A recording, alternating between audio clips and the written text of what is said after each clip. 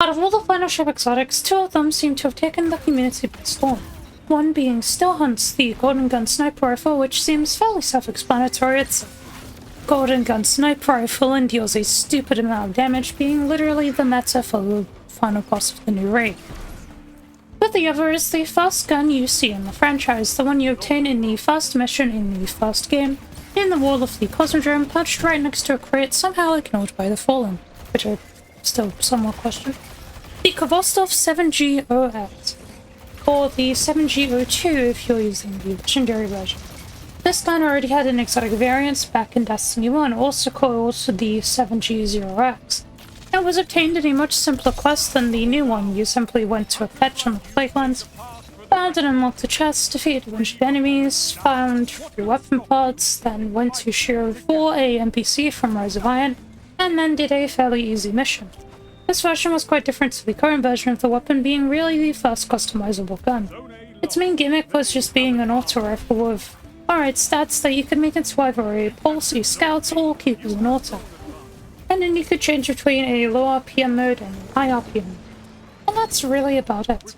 It was cool, obviously, because it was the first gun you could ever get and the first customizable one, but it didn't really have any perks or anything to go alongside everything else, so it wasn't really that good, despite being still very cool.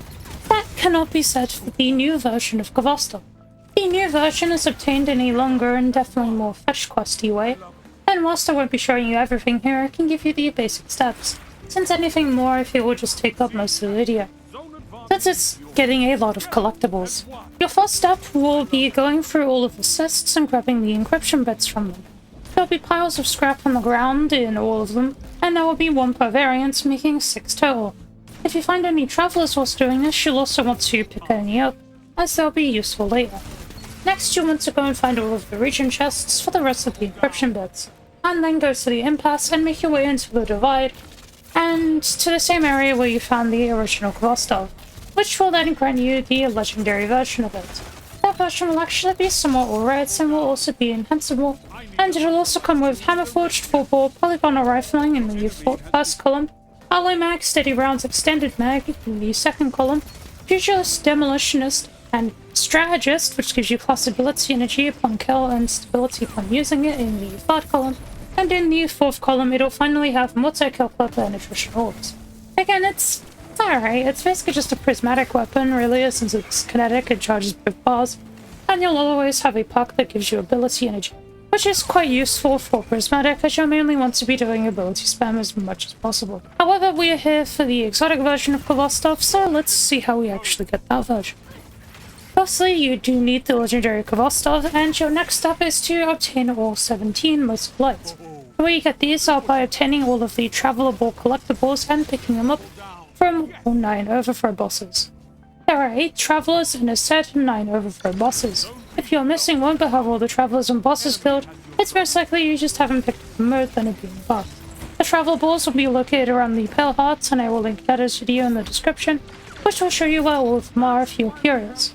Upon getting all of the modes of lights, they'll then combine into an exotic version, and you'll need to go to the speaker room in the tower on the Pale Heart. Then place all of the travelers in their respective spots and open the chest, which will finally give you the Khvostov 7G0X. Then now that you have it, what does it do? The Khvostov is a 600 RPM kinetic auto rifle with 47 range, 47 stability, 71 handling, 79 reload speed, 87 aim assist, 17 zoom, and 27 AE with a 97 recoil direction. The gimmick with this weapon is 7s if you haven't gotten that already. Its main perk is the right choice, where every 7th bullet will deal additional damage and ricochet to nearby targets. In PvE, this bullet will deal 352% more damage to whoever you are shooting, and the actual ricochet hits will deal 241% the damage of a normal hit to whatever it hits. This is because the ricochet will only actually deal body shot damage, but still gains a damage increase from the right choice. In PvP, this is a bit less severe of a damage buff, because of course that would be completely stupid. The bullet would deal 14% more damage to whoever you're shooting, making it deal 31 damage instead of 27, and then the ricochet hit will deal 19 damage to whomever it hits. This will still kill in the normal amount of shots, being 9, however will grant some level of forgiveness depending on resale levels. Less than 4 will make it a 7-hit 2 body, or higher will be a 8-hit 1 body. The Khvostov then also has Shoot Salute, which will let you shoot ammo and orbs to pick them up, and then Eyes Up Guardian, where whenever you pick up an orb, it'll strengthen the next 7 ricochets, making them bounce between targets. What this means is that it can ricochet from one target into the one next to it, and then back into the original target, giving you a direct DPS increase. This is mainly noticed in PvE, where it's now a guaranteed 7-hit 1-body kill, which is also known as a 0.7 time to kill. So as long as literally anyone is near your target, and by near I mean within literal sidearm range, which is quite a large distance, it'll have one of the best TTKs in the game for a primary. It also has allegedly one of the best cones in the game, meaning it's incredibly sticky, and the easiest to control recoil in the game to the point where it's practically non-existent. So getting the objectively pretty stacked perk pool out of the way, how do I think it performs? In PvE, this thing is an adequate monster due to the ricochets coming from just shooting enemies and the stupid damage increase whenever one happens. You can lay into mages and even mini-boss level enemies, and melt them whilst also killing or at least heavily damaging anything within its radius. And then, when focusing on pure Adcla, its potential is definitely outmatched by its energy counterparts such as Graviton, Trinity, and Sunshot. However, it being in the kinetic slot gives it innate usefulness, as whilst it will struggle when against shields, it means you can use other top tier options in the energy slot that would usually be blocked from use. It'll also fill both mirrors on the Transcendence bar, giving it some very nice prismatic synergy, and as mentioned, deals a lot of damage, making it more useful than its other options in higher end content, as such, where you will take longer to kill enemies. Which gives it a similar role to the Quicksilver Storm, where I can imagine this thing primarily getting use in higher end content. Things such as Master Raids, GMs, Power Deficit, Seasonal Activities, and Legend Campaign are examples that immediately come to mind. Stuff the Red Death would also probably be good in. And I believe the only thing that's currently going to stop it from doing that is the artifact mod rotation. But we'll just have to hope an auto-rifle mod is available in one of the free acts this episode, and considering how just beloved Khvostov is, I can imagine they'll probably throw one in there. In PvP, Khvostov does serve a similar role to its role in PvE, where it's more so going to be used as an anti-team shot weapon or an Adcla weapon in the context of PvE. It's kind of stupid, really. Against single targets, it's really good, just because it's an extremely easy to use 600 RPM auto-rifle.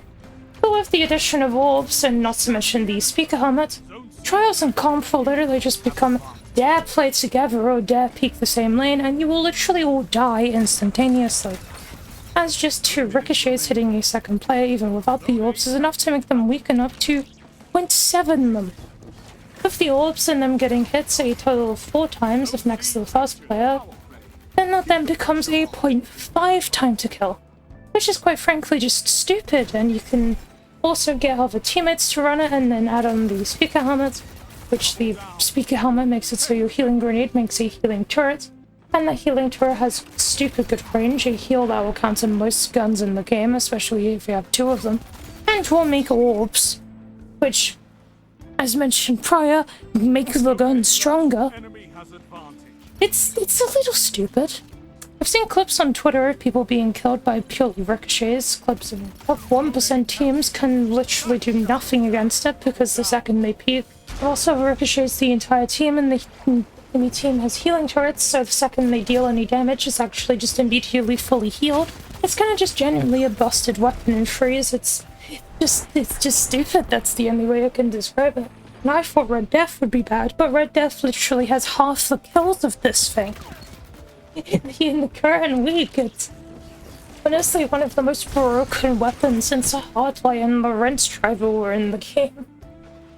So with all of that in mind, to answer the question of whether it's good, absolutely yes. There's a reason everyone is going wild over the thing. It's completely busted. And I would absolutely say it's worth doing the slightly lengthy quest, at least in D2 terms. Even though it's not really that long, I remember doing the sword quests, and that was pain. So, yeah, just do it. Just do it. So yeah, I guess that's all I really have to say. If you enjoyed, like, comment, sub, the usual stuff. I'm gonna try and get a Still Hunt video or the LFG rating video out. I haven't had enough time to set stuff up this week. Yeah, adios.